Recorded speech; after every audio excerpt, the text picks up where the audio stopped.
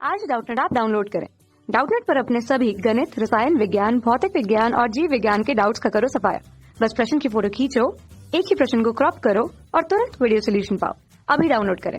Hello student, तो आपको इस क्वेश्चन में दे रखा है कि एक आवेशित कण के पथ का गुणात्मक विवरण दें जो निम्न अनुसार चल रहा है।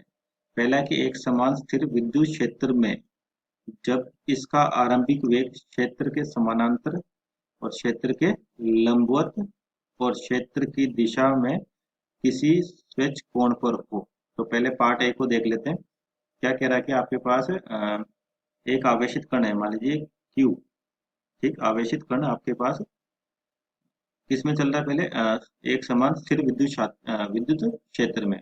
और कैसे चल रहा है? क्षेत्र के समानांतर। तो मान लीजिए आपके पास जो विद्युत क्षेत्र रेखा है या विद्युत क्षेत्र है वो इस दिशा में है। ठीक है ना, ई इलेक्ट्रिक फील्ड। तो आपका ये भी किधर चल रहा है? इसी दिशा में चल रहा है। ठीक है, तो इस पर जो बल लगेगा एफ बराबर क्यू ई का बल लगेगा। एफ बराबर क्यू ई। ठीक है, तो यहाँ से न्यूटन के सेकंड नियम से कहें एफ बराबर क्या होता है? M A. एम ए बराबर क्यू ई। ए का मान कितना आ गया आपके पास? क्यू ई बटे एम, यानी कि आपका जैसे जैसे आप आवेश आगे जाएगा उसका त्वरण बढ़ेगा, लेकिन इसकी दिशा में कोई परिवर्तन नहीं होगा। तो पहले केस के लिए तो ए पार्ट का जो फर्स्ट आंसर है, तो ये कैसे गति करेगा? आपके पास सिंपल एक सरल रेखा में गति करेगा, आगे की ओर बढ़ता जाएगा इस तरह से, और उसका वेग समय के साथ बढ़ता जाएगा। ठीक है ना, पर इसकी दिशा में कोई परिवर्तन नहीं होगा।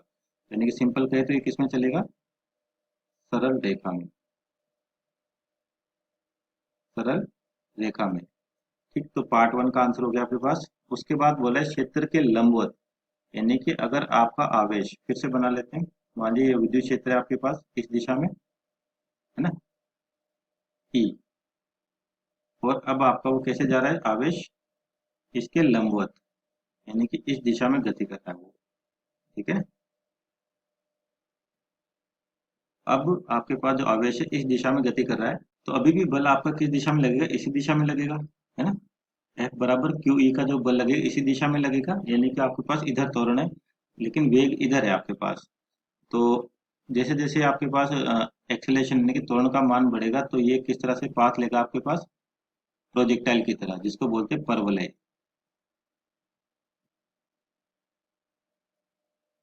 ठीक है ना, क्योंकि अगर आपके पास इस दिशा में तो वेग है ही, लेकिन इस दिशा में बल लगेगा तो थोड़े से टाइम के बाद यहाँ पर भी एक्स दिशा में भी इसके पास वेग आएगा, और वाई दिशा में तो खैर इसके पास वेग है ही, क्योंकि इधर ही फेंका हुआ है। तो ये कैसा लेगा? एक परवलय प्रकार का लेगा आपके पास। जैसे ग्रेविटी के केस में होता है प्रोजेक्टाइल प्रत्येपण, मोशन द ग्रेविटी, यानी गुरुत्व के अधीन गति, उस तरीके से। तो इसका ये दूसरे का आंसर क्या हो जाएगा आपके पास? ए के दूसरे पार्ट का, वो कैसी गति करेगा? परवलय पथ पर गति करेगा, है ना। तीसरा है कि क्षेत्र की दिशा में किसी स्वच्छ कोण पर हो। मान लीजिए आपके पास विद्युत क्षेत्र, तीसरे पार्ट की बात करें, ये विद्युत क्षेत्र है इसे आपके पास इस दिशा में, है ना। तो अब आपका जो किसी भी स्वच्छ दिशा में मान लीजिए इस थीटा कोण पर गति करता है वो। ठीक है, तो क्या होगा आपके पास? जो अभी भी बल है इस पर, है ना, इसका वेग तो इधर मान लीजिए यू है, तो इसका एक घटक एक्स दिशा में भी आएगा और इसका एक घटक वाई दिशा में भी आएगा, है ना। तो वापस क्या होगा? इधर तो आपके पास त्वरण है सी, तो इधर वेग बढ़ेगा और वाई दिशा में भी वेग है सी। तो ये कैसा पथ लेगा वापस? फिर से देखा जाए तो आपका परवलय की तरह, है ना, जैसे कि ऑप्शन नंबर 2 में, क्योंकि एक्स में वेग है, वाई में वेग है, जैसे यहाँ पर भी एक्स में वेग था और वाई में वेग है, तो इसका पथ भी कैसा हो जाएगा आपके पास? परवलय। ठीक है, तो ये तो थे ए के आपके पास 3 पार्ट, है ना। अब बी पार्ट दे रखे एक समान चुंबकीय क्षेत्र में। अब आपके पास ये किस में रखा हुआ है? चुंबकीय क्षेत्र में रखा है, यानी कि बी ऑप्शन की बात करें या बी पार्ट की बात करें इसके, तो मान लीजिए आपके पास जो चुंबकीय क्षेत्र है वो इसी दिशा में है और एक समान है, मतलब चुंबकीय क्षेत्र की वैल्यू में कोई परिवर्तन नहीं हो रहा। ठीक है, और वापस क्षेत्र के समानांतर, लंबवत और तीन चीजें निकालनी है वापस, क्षेत्र के समानांतर, क्षेत्र के लंबवत और किसी स्वच्छ कोण पर हो।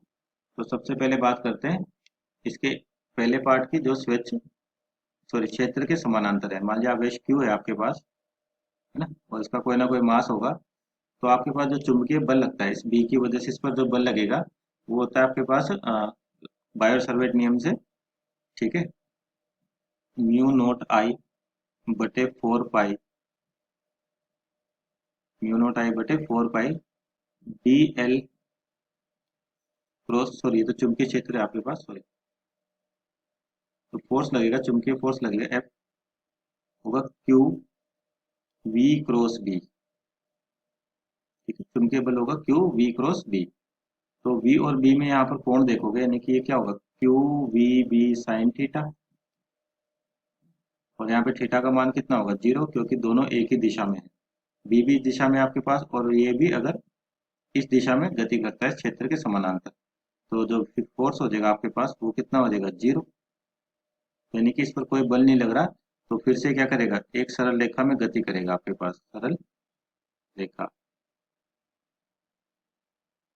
ठीक है, तो सरल रेखा में गति करेगा, यानी कि पहले का आंसर आ जाएगा सरल रेखा।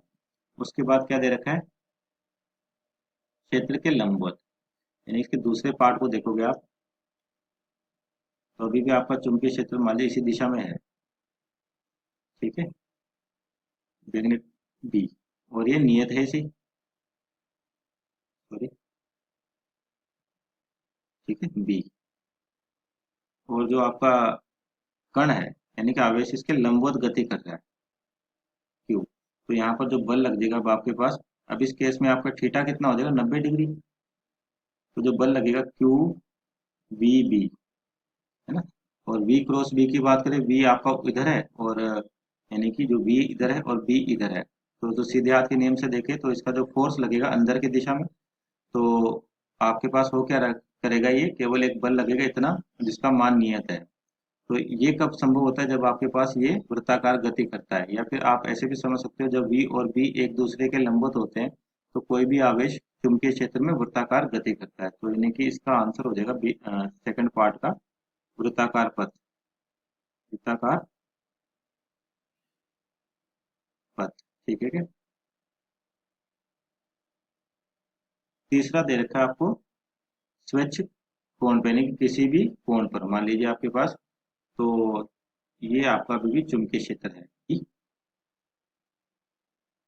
है ना, और जो आपका आवेश है वो स्वच्छ कोण पे गति कर रहा है, मान लीजिए आवेश है और ये मान लीजिए क्षैतिज से थीटा कोण बनाता हुआ इस दिशा में गति कर रहा है। ठीक है,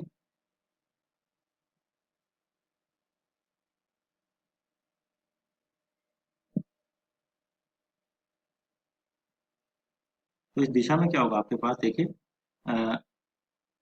आपके पास इसका एक घटक v का इधर आएगा वी एक्स और एक घटक इधर आएगा वी वाई। ठीक है, तो अब इस वी एक्स पर तो कोई आपके पास फोर्स लगेगा नहीं, एक्स दिशा में, पर वेग तो है ही, तो इसके कारण ये आगे की ओर तो जाएगा ही। साथ में वी वाई जो ये केस था आपके पास, ये वृत्ताकार गति करेगा जिसका तल अंदर की ओर होगा, है ना, तो यानी कि अंदर की ओर यानी कि वृत्ताकार गति कर रहा है, साथ के साथ में आगे भी जा रहा है, यानी कि अगर इसको समझने की कोशिश करें इस तरीके से आपका गति करेगा ये, इसको अपन बोलते हैं कुंडलीकार। ठीक है, कुंडलीकार पथ या कुंडलिनी कहते हैं इसको, यानी कि स्पाइरल, कुंडलिनी पथ। ठीक है, इसको क्या कहते हैं अपन, स्पाइरल कहते हैं। ठीक,